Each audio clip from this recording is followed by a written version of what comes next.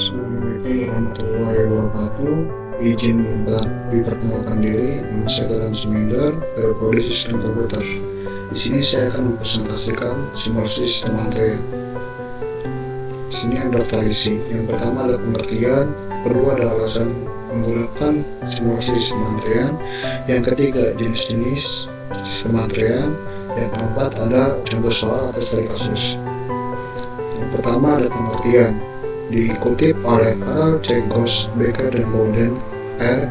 Simulasi adalah cara untuk memproduksi kondisi situasi dengan menggunakan model untuk pembelajaran, pengujian, atau pelatihan. Model yang digunakan adalah model komputer. Pengertian ini dikutip dari buku Simulation Using Pro Model.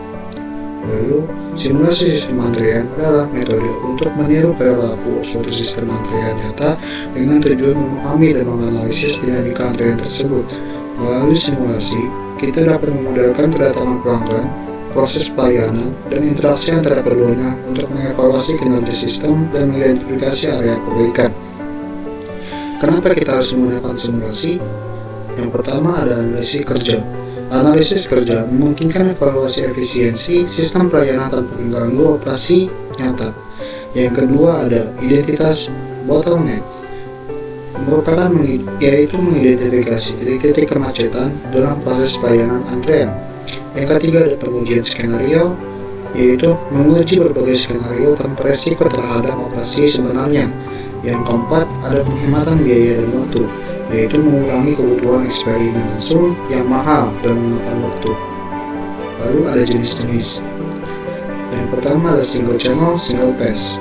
Yang kedua single channel, multi pass. Yang ketiga ada multi channel, single pass. Yang keempat ada multi channel, multi pass. Yang pertama ada single channel, single pass. Single pass menunjukkan bahwa hanya ada satu stasiun pelayanan, sehingga yang telah menerima pelayanan dapat langsung keluar dari sistem antrian. Contohnya adalah digunakan di berbagai usaha seperti restoran, supermarket, dan tempat pembelian tiket. Lanjut ada single channel multipass. Sistem antrian yang memiliki satu jalur antrian, tetapi ada beberapa tahap pelayanan yang dilakukan secara berurutan. Contohnya yaitu pada gerai es krim dan teh yang memiliki satu jalur antrian tetapi melayani beberapa varian rasa. Selanjutnya ada multi-channel single pass, yaitu sistem antrian yang menggunakan beberapa jalur antrian tetapi hanya ada satu tahap pelayanan. Contohnya antrian di terbang atau di loket tiket pesawat. Lalu ada multi-channel multi-pass, yaitu sistem antrian yang memiliki beberapa jalur antrian dan beberapa tahap pelayanan. Sistem ini juga dikenal sebagai jalur ganda beberapa tahap pelayanan. Contohnya ada pada sistem antrian pembuatan SIM. Lalu ada contoh studi kasus. Di sebuah bank terdapat satu teller yang melayani pelanggan. Rata-rata pelanggan datang ke bank dengan waktu antar kedatangan yang mengikuti distribusi Poisson dengan rata-rata 6 pelanggan per jam. Waktu pelayanan untuk setiap pelanggan mengikuti distribusi eksponensial dengan rata-rata waktu pelayanan 10 menit per pelanggan.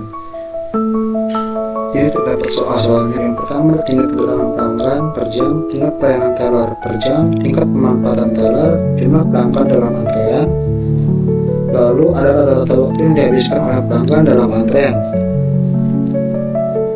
Tingkat kedatangan pelanggan per jam. Diketahui bahwa rata-rata kedatangan pelanggan adalah 6 orang per jam. Oleh karena itu, tingkat kedatangan pelanggan atau disebut dengan simbol G terbalik ini sama dengan 6 pelanggan per jam.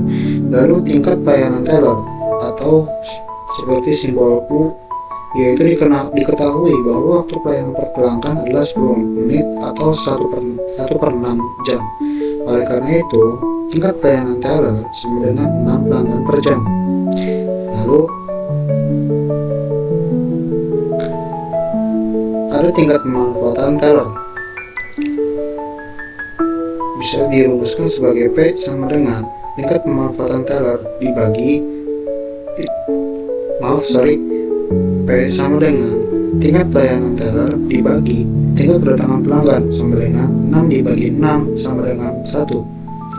Karena P sama dengan 1, berarti teller beroperasi dengan tingkat pemanfaatan penuh atau teller tidak memiliki waktu luang.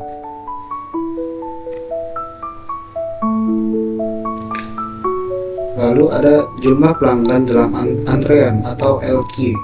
LQ sama dengan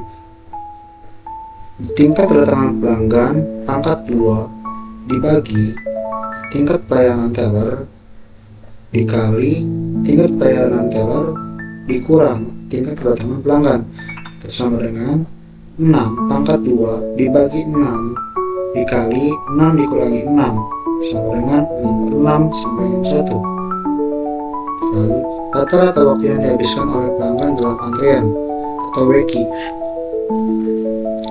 WQ sama dengan jumlah pelanggan dalam antrean dibagi tingkat kedatangan pelanggan, sama dengan 1/6. Dengan LQ yang sangat besar, WQ juga akan sangat besar. Oleh karena itu, pelanggan akan menunggu dalam antrean dalam waktu yang tidak terbatas. Jika P sama dengan 1, lalu maka dalam hal ini antrean bisa menjadi sangat panjang karena kedatangan pelanggan sama dengan kapasitas pelayanan. Kesimpulannya, jika tingkat kedatangan pelanggan sama dengan tingkat pelayanan, antrean akan terus bertambah panjang karena teller tidak punya waktu luang. Untuk menghindari antrean tidak terbatas, bank perlu menambah jumlah teller atau mengurangi tingkat kedatangan pelanggan. Catatan, dalam dunia nyata, biasanya P sedikit lebih kecil dari 1 untuk mencegah antrean yang sangat panjang. Terima kasih, mungkin cukup sekian dari saya. Kurang lebihnya mohon maaf. Assalamualaikum warahmatullahi wabarakatuh.